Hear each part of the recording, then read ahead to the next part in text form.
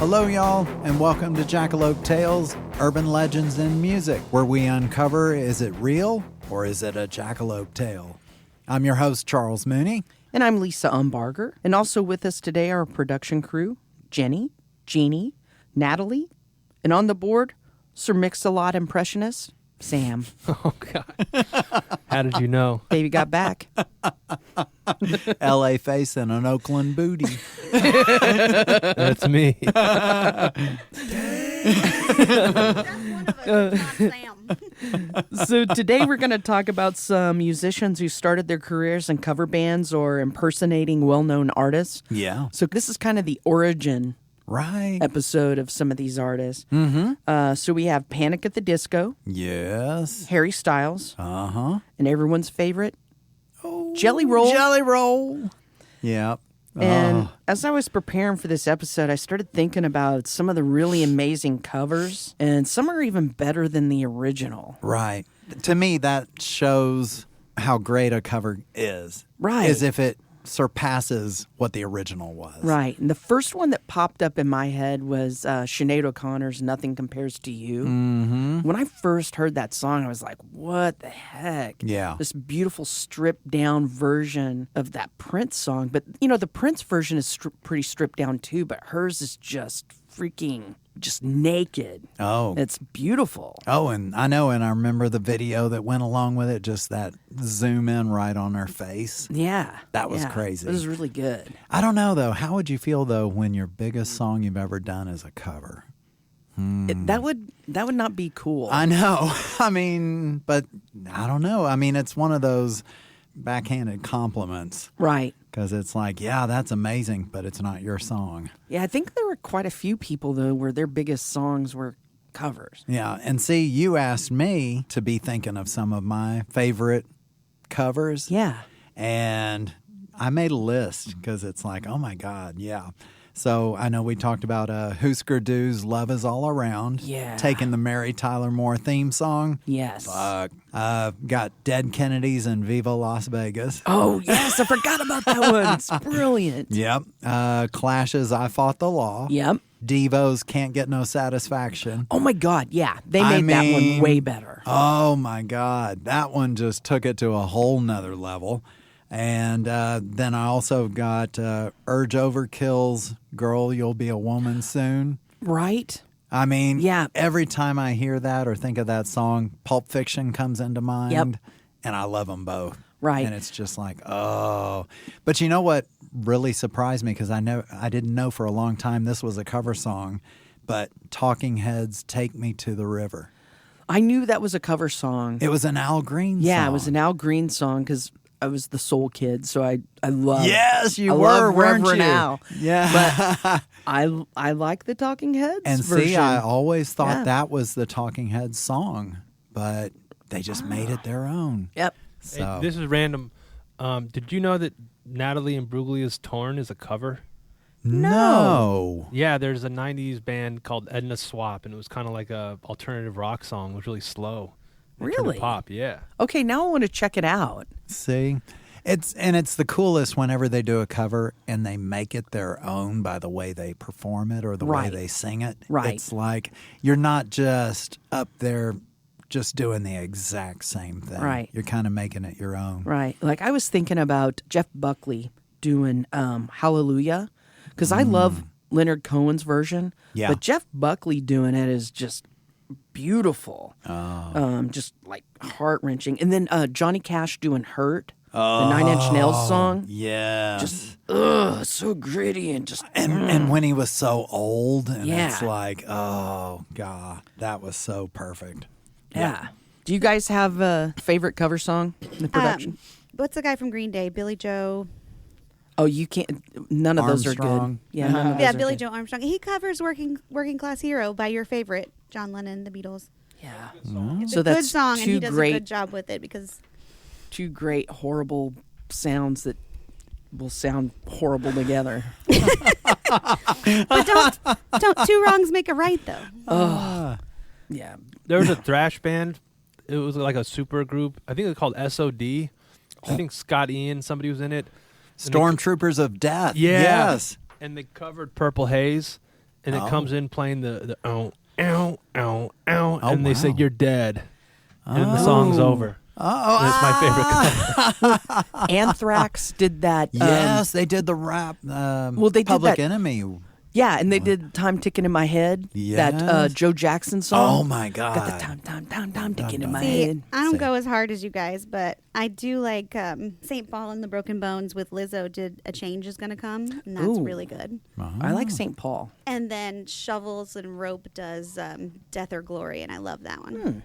See, I'll have to hear those. Ike and Tina Turner doing Proud Mary, Oh, the Creedence song, and just totally made it better. oh God! It was already a great song, and then it was just like no one else should ever play that song again. It's great when you embarrass the original artist. Yep. And they're like, Yeah. no, you take the song now. Yeah. And then there was that one band, I don't know if you remember them, but they were on Touch and Go and they were Killdozer Yep, I remember Killdozer. and they did Cinnamon Girl. I don't remember that version. Oh my God. I mean, because all their songs were so slow and sludgy. And they did Cinnamon Girl. And it was just Yeah. like, oh my God. So, The Neil Young going in there. oh. See, we covered so many genres in that topic. So many. There's so many good cover songs, man. Yeah. There really are, and I didn't realize it till I was thinking. And No, but there's the that's really right. horrible ones too, like Tiffany. I Oh. think We're Alone Now. Do you remember Oh, that? that's a It's cover? huge hit. Yeah. Yes, that's not hers. Oh God. Yeah, I think We're Alone Now is an old song, and she covered that. And then one of the other ones that, and this is probably controversial, but Joan Jett doing Crimson and Clover. I hate her version of it. Yeah. No. Don't do that. I'm with you. Yeah. So- Yeah. You got someone on your side here. Okay, good. Thank you, Charles. I always can depend on you. So let's see. So we are talking about bands that were cover bands or did cover songs at one point in their career. And the first one we're talking about is Panic at the Disco. God. I just, Right. So, okay. my stepdaughter loves this band. And you know, when you're a parent and you have to go to a concert just because the kid wants to. Oh, shit. Did you go to a Panic at the Disco show? Yes. Yeah. Oh, I'm so sorry. Yeah. Well, and then my stepdaughter jokes with me because half the time I was playing Royal Crush on my phone.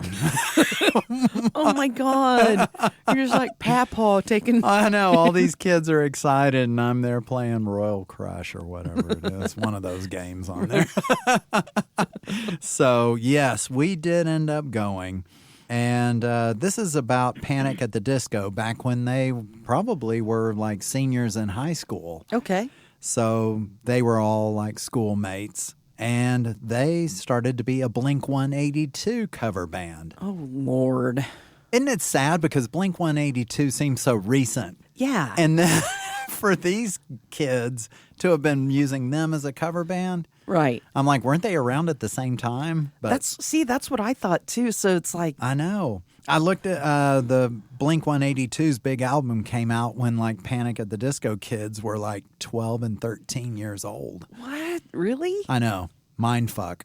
Yeah, the Panic started when they were seniors in high school in Las Vegas, and they would entertain their friends with energetic performances of Blink-182 songs. Sounds boring, doesn't it? Yeah. So one evening, Panic at the Disco, they had found out that Blink-182 was coming to Las Vegas for a concert. Ooh. So, of course, you know, when you're the band you love, because I think I even read where some of the members of Panic used Blink-182 in their email address and all this God. stuff.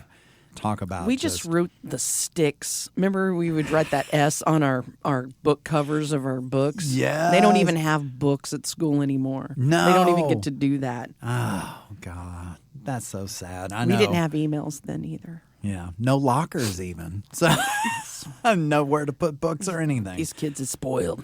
But yeah, so Panic was all excited and starstruck, and they decided to surprise their local fans by performing their infamous Blink-182 set at the school auditorium right before Blink-182 was going to be playing the next day or two. Doesn't it sound great? What's a Blink 182 song? Do you know any? Let's see. All the small things. Oh, yeah. That's the only Okay, one. that was Yeah. that's one. But that was only due to research. That was Say it ain't so. Yes, there you long go. ago. Okay, There now you I go. yeah. Yeah.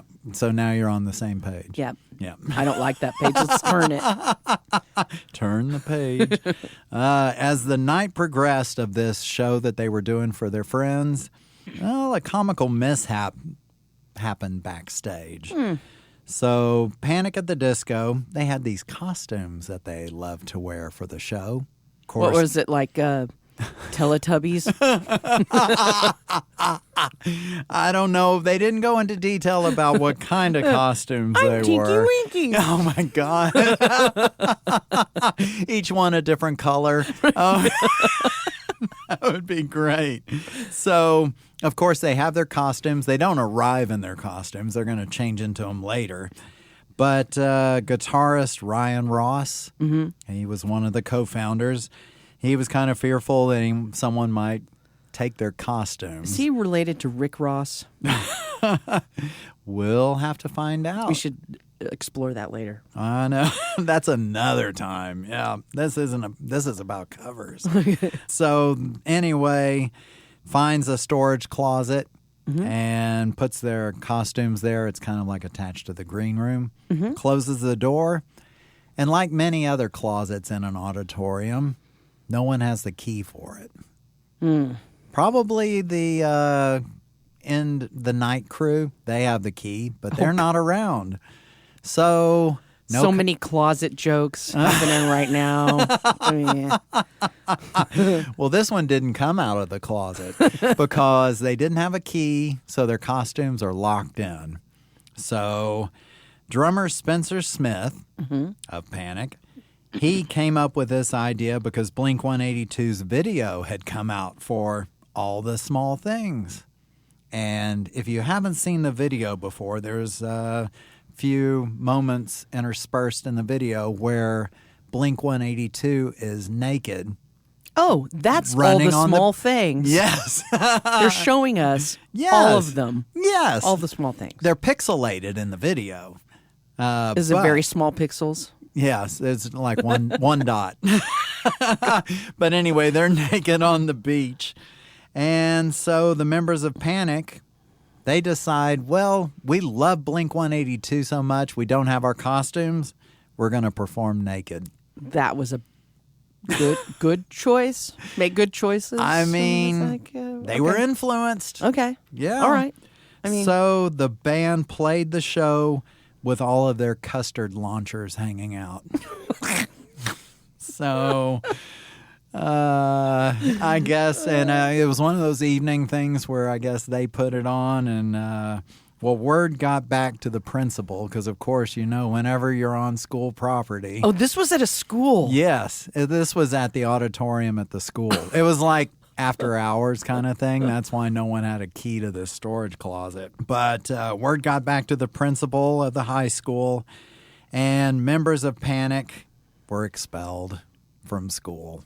They should have been. Yeah, when you start showing your baloney ponies out, it's like, yeah, you've kind of crossed a line there.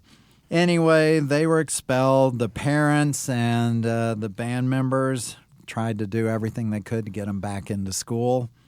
Well, to get back into school reinstated, the band vowed never to play another Blink-182 song again, apologized for everything they had done, and as a result, they started writing their own shitty tunes.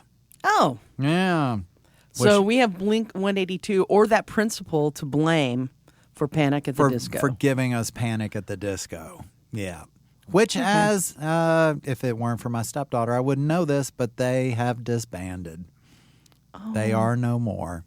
Sad. So, yeah. So are they doing solo careers or something? Do you know?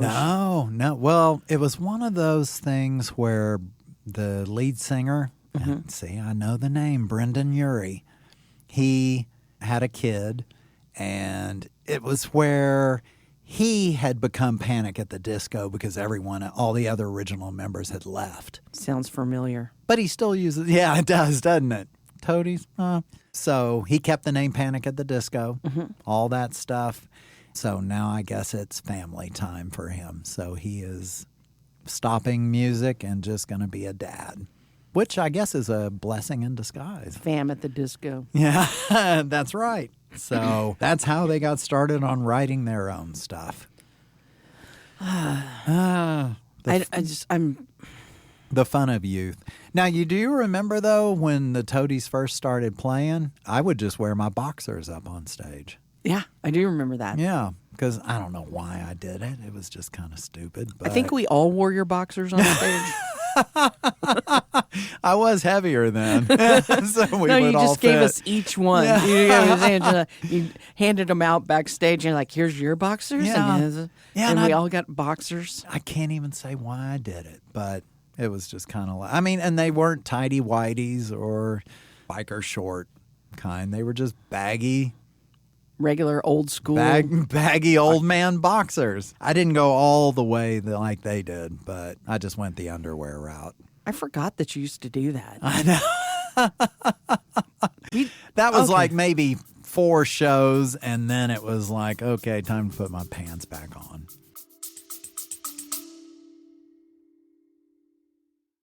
Are you suffering from high-quality podcasts? You see, quality podcasts stimulate parts of your brain, leading to an irksome condition called thinking. But suffer no more, my friend. Introducing Discount Storytime's blend of fictional nonsense and rancid gibberish to provide soothing relief. Try Discount Storytime today. Available on most podcast catchers and at discountstorytime.com. Consult your healthcare provider before listening to Discount Storytime. Not intended to treat unicyclitis, pickleball liver, or jittering expectations.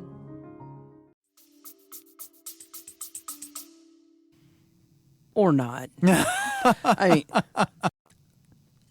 guess we all can get away with our poor choices.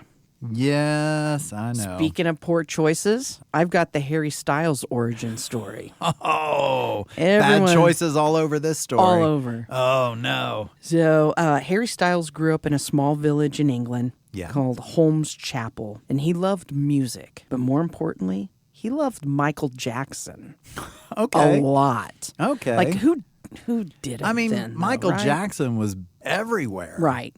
And if you're a singer, I think it's easy to gravitate to him because he was such a great Sure. artist. Yeah. So little Harry loved Little Harry.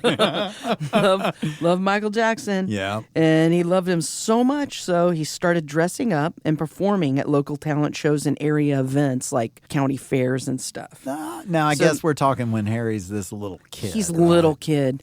And this is way before One Direction or Okay. or Yeah. the Harry Styles fashion icon. Yeah, it'd be now. bad if this were his side he was doing project this during now- One Direction. Can you imagine? Can you imagine if he did this now? Like he showed up and played arenas, and he's like, "I'm gonna go play by the stage next to the prize pig, and I'm gonna do my Michael Jackson thing."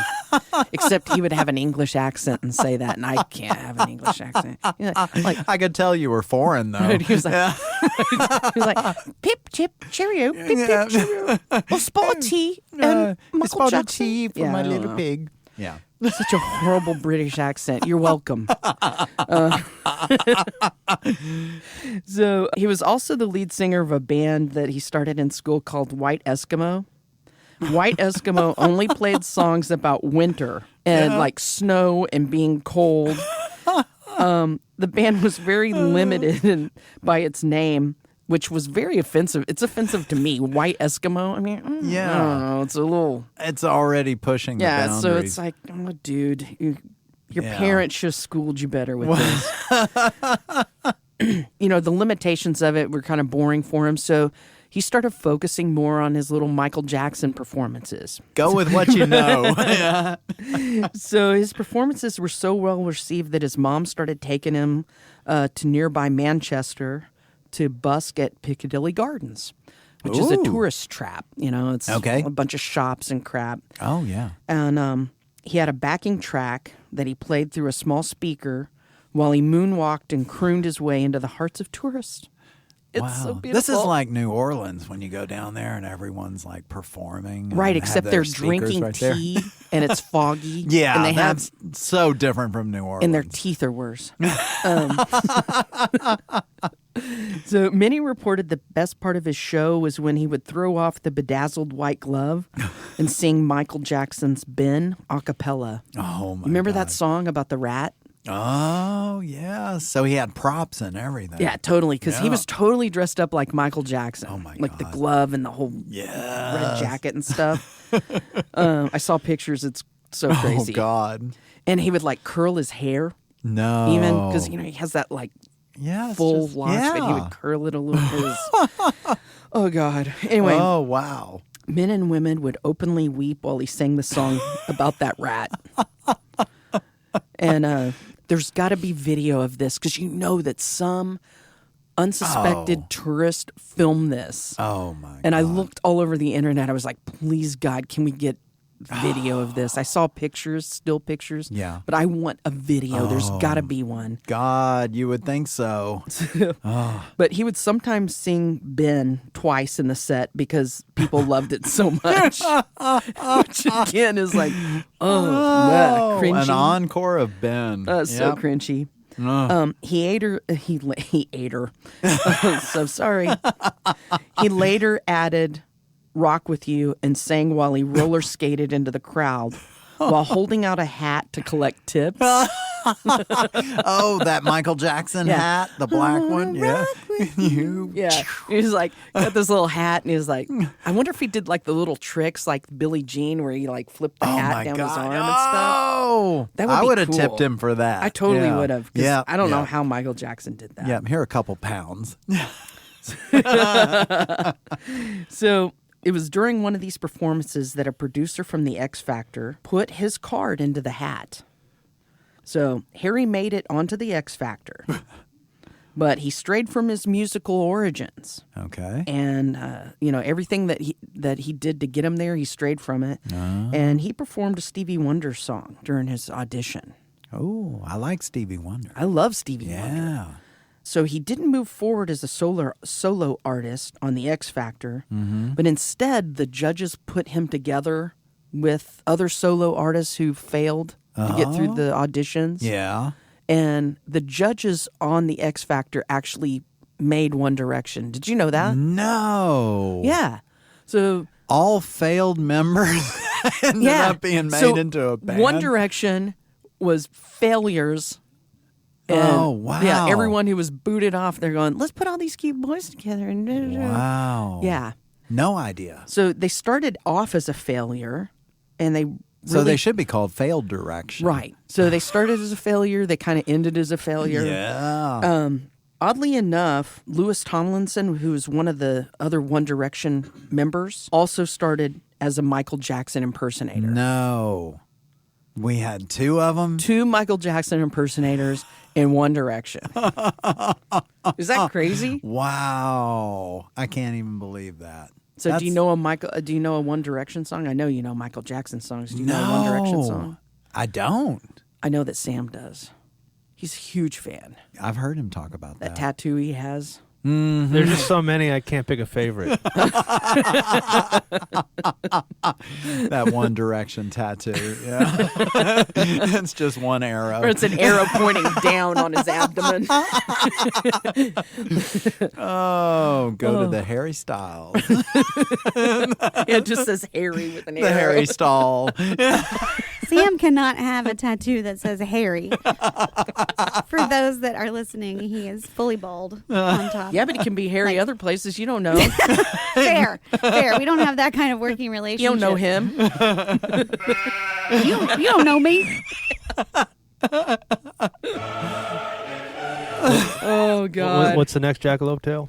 Oh, yeah. Moving right along. We're moving it to Jelly Roll. I Again, know. heavy sigh. I mean, come on. You listened to him before we got to the podcast. I listened to him while we were here. So here's my review. He's listened to a lot of Macklemore because he went from like country to rap, but he's like Macklemore for hayseeds. Isn't that right? See, I have never listened to a Jelly Roll song, but in my head, I want him to be like 90s hip hop because when I hear his name, all I think of is 1, 2, 3, for Let Me See You Jelly Roll instead of Tootsie Roll. Is it- Like that's how it is in my Let me head. see So you that's the jelly kind of roll. music I want him to make. I think I punched 4 songs to listen to. I didn't really hear much rap at all, and it sounded like country Nickelback. I think that's how it came across to It's me. vomitous. Oh, it really was. Well, I'm still going to talk about him. Okay, let's do it. Yes, he's considered an American rapper, country singer. Whenever you mix those two, I'm already out. Done. So, but don't leave it to the masses. Charles, I want to see you I want to see you so badly sing along to Save a Horse, Ride a Cowboy.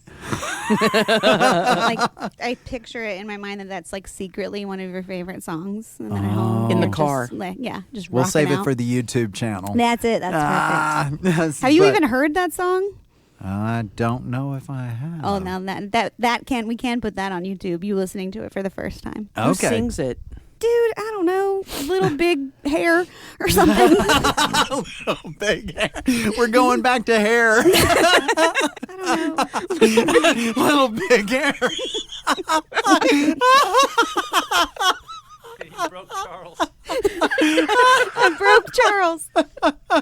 That is so our next band. Do White Snake. Oh my God. It's a cover band, but they only do country rap. Oh my God, you made me choke. Country versions of White Snake Oh God. and Motley Crue. Oh my God. Oh, way to make my story seem so boring. Well, Jelly Roll has recently won 3 country music awards. He was born in Antioch, Tennessee. And when he started, he was not really blessed with the gift of lyrical genius. so Imagine that. So his first attempt at songwriting, it was kind of a series of twisted, darkly comedic misadventures. So one of his original compositions was titled The Ballad of the Lonely Toad. And he told the tragic tale of a forlorn amphibian searching for love in the wrong pond. I thought that was going to be about Todd. Well, he was searching for a band in the wrong pond Right. after he kicked some of us out of. Well, he didn't kick us out. We left the pond. But suffice to say, the reaction of the crowd to his tail tunes was not good. It didn't even sound good at all. No, it didn't. It didn't. It was kind of just like a little simple stuff. So Jelly Roll decided to go a different route, and that's where we come into the topic of our discussion, cover songs. Oh, okay. So he had a deep love for the legendary Johnny Cash. Of course. Yeah, I mean, who doesn't? Go for the good ones. Exactly. Jelly Roll dedicated his nights to performing cover songs of his idol. Was he called Jelly Cash? Or Johnny Roll? I don't know. Yeah, Jelly Cash. I like that one better. Well, this one didn't go over well either because he would perform acoustic songs, but they were all of Johnny Cash's softer stuff. He would play like The Old Rugged Cross, In the Sweet By and By, Melva's Wine, and Tear-Stained Letter. Well, the crowd didn't like this choice of music either. So, Was he playing honky tonks? yeah, I mean, Okay. he's in Tennessee, so Okay. it's not right for the crowd. Well, he's 0 for 2, and then he decided to give up on that project, and he decided to tap into his darker side and his love for goth music. So Jelly Roll attempted doing covers of goth bands such as Susie and the Banshees, Bauhaus, Gene Loves Jezebel, and This Mortal Coil. Oh, Lord. Now, supposedly he did very good renditions of Bauhaus's In the Flat Field and Susie and the Banshees Spellbound. okay. In But- the flat field would be hilarious if he did a video like in a cornfield. Yeah. Right? Just kind of Right. bringing in the got this- agricultural Right. life. You got Yeah. this big gothic guy in Yeah. overalls, Yeah. like moving around in the cornfield. All right. But see, again, him and acoustic, people in Tennessee just didn't get the whole goth approach. Did he paint his nails? Oh my Because God, they that would have probably been would have good. hated that. Oh, He shows up at a honky tonk and he's got eyeliner and black nails. get beat up at every show. Have to buy a new guitar every time. So the approach he was trying to do, it didn't go well either. So 0 for 3. Mm-hmm. Well, he started going with a whole different kind of cover set. He started doing some Bryan Adams, Michael Bolton, Lionel Richie, and Seal. He's just He's scatter scraping. shooting. He's scatter shooting. He's out there like, As they would say, they're scraping the bottom of the barrel. In fact, I did find Jelly Roll doing a version of Kiss from a Rose, and was it horrible? it was actually decent. I mean, the production sucked. It almost sounded like he was recording it in his garage. Production was sad, but the performance was actually, it was better than what I'm hearing now from what he's playing. Okay, if he yodeled at the beginning of it, that would be Oh awesome. my God, that would be good. Oh, Farmer Seal.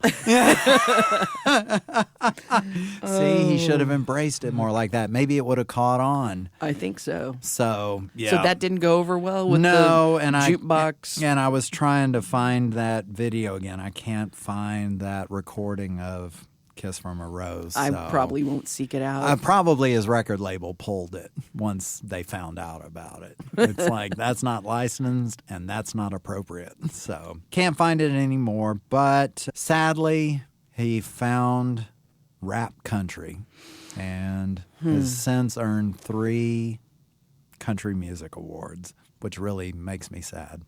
So the mixing of country and rap, It's not right. no, because the Florida Georgia Line stuff that they did with, who did they do that with? 50 Cent? Oh, no. Really? Ooh. I don't know Can we the look answer. it up in the control booth? Because Florida Georgia Line did, It's Getting Hot in Here. Who's that guy?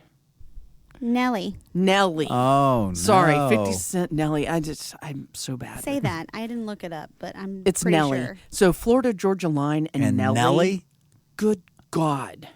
See, is that them thinking to do that, or is that the record label saying, oh, Nelly's hot right now. Let's go ahead and pair you up with Nelly?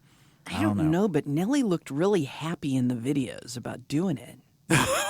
How could you Really? be happy about doing that? You know your friends who go hard are just totally making fun of you. Oh, God. You're like, I know. I didn't even think about it from the aspect of the rap culture. yeah. 'Cause you know, that's it's- like total sellout. Right. Just, oh. You go from Maybach to truck balls. What the fuck? Oh. No. That can't do anything good for a career. Truck balls. You want to damage your career, start going down that route. Right. Put the truck balls in. Yep. Oh, my God. Thank God we're saved by this music. This is way better than country rap. So much better than country rap. So much more we can appreciate. That So, beautiful music signifies we've come to the part of the show where we talk about 1 stars. the Lone Star Salute. Yes. So 1-star reviews of music performances, albums. The music related stuff. If someone hates it, we're going to love it. So, what do I've you got one. Yeah, let me hear yours. This is a review for One Direction. Their song Steal My Girl, and it's by someone named Arch Budgie. So he sounds very British, Arch Budgie. Here's a review. Bad news, guys. One Direction still exists. I know. I thought they'd be gone by now, but here they are. Apparently, One Direction songwriters looked into the modern pop charts and thought, you know what this needs? More cheesy AOR. The syrupy central piano line is straight out of a book of 80s ballads, the sort that REO Speedwagon would have been proud to put their name on years ago. Ooh, REO and Jenny. Yes. Right? Yeah. I mean, she loves them. I do know. not So care for much. them. That is my band that other people like that I love hate. them. Loathe. I love her Speedwagon tattoo. I know, it's great. Yeah. I'm gonna get a With an arrow pointing down. The Speedwagon. I think dump truck is more accurate. Oh, my God. Oh, God. This has, okay, so that's even better review Jenny's than we on could have fire done. today. So I much know. fire. Good God. So this person's Archbudgie says, well, anyway, there's nothing left to say about this except it's plotting, dull, insipid, and that if you haven't already listened to the song, you're better off continuing not to do so. One Direction are garbage. The easiest 1 out of 5 I've ever handed out. So Wow. apparently he's handing out stars. And he's really happy about that one. So happy. Oh, man. Easy. He got his emotions out. He was able to express himself. It's therapy. Yep. Well, my review is about Panic at the Disco, who we just talked about a while ago. Thank God we're talking more about them. Oh, I know, right? We just can't bash them enough. So the latest album they came out with was Viva Las Vengeance. Get it? Viva. God. No. Oh, just wait. So what happened is when I was looking for one review, I found where there are many single sentence reviews from Twitter Oh, about this new album. So Twitter is for trolls, and they are great. yeah. Oh, listen, some of these are amazing. The first comment about their album, Viva Las Vengeance, we should discard the death penalty and sentence people to having to listen to the new Panic at the Disco album instead. The next one, the new Panic at the Disco album is the sound equivalent to food poisoning. And then the next one, oh God, and this one hit me hard. Pretty much everything you need to know about the new Panic at the Disco album is that less than 15 minutes in, Brendan Urie, the singer, compares himself to the Dead Kennedys What? in what I believe to be the worst thing that's ever happened to a Kennedy.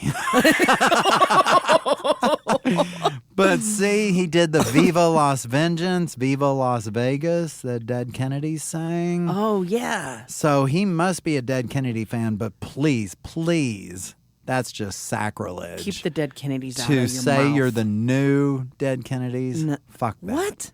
They're not even punk. I know. They wear makeup. Most Jello Biafra would... Even old man Jello Biafra. with his broken bones from Yeah. being beat up by people. Yeah. Right. He could like shuffle over and like hit them with their slipper and they would fall down. Because I think Jello wears slippers now, just in my head he does. I know. And he has a cane. And he just wants to smack people. I love you, Jello. Yeah, oh, Jell-O's amazing. And then this one I really loved. The new Panic at the Disco album is so fucking bad, it's impressive. So I've never heard it said that way, that it's so bad they're impressed by it.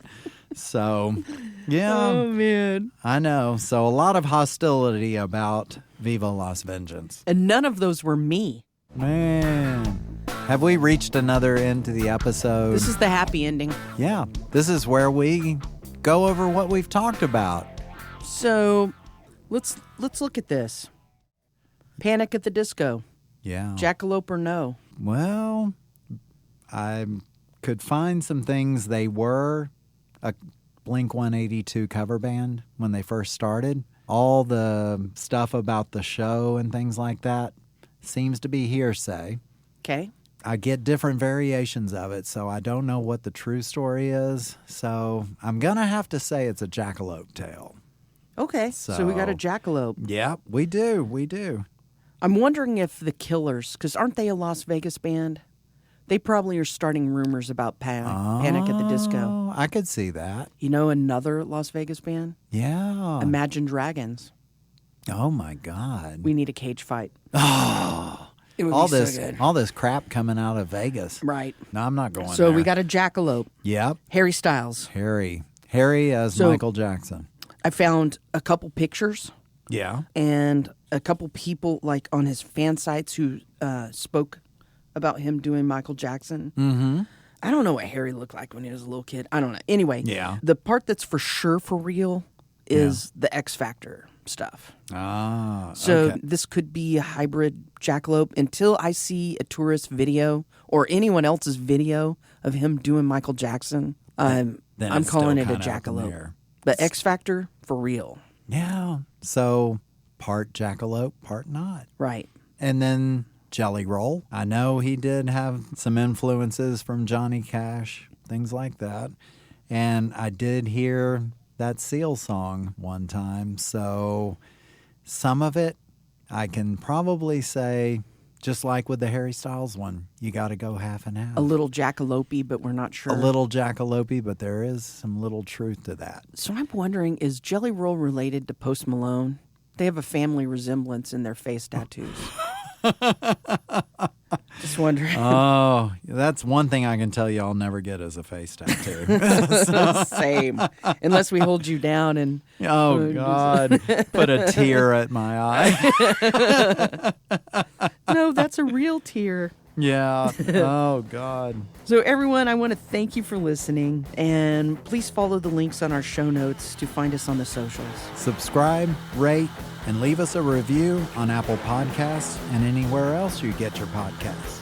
And join us next time as we question, is it real or is it a jackalope? Yay! I love you. Love you too. I love you too.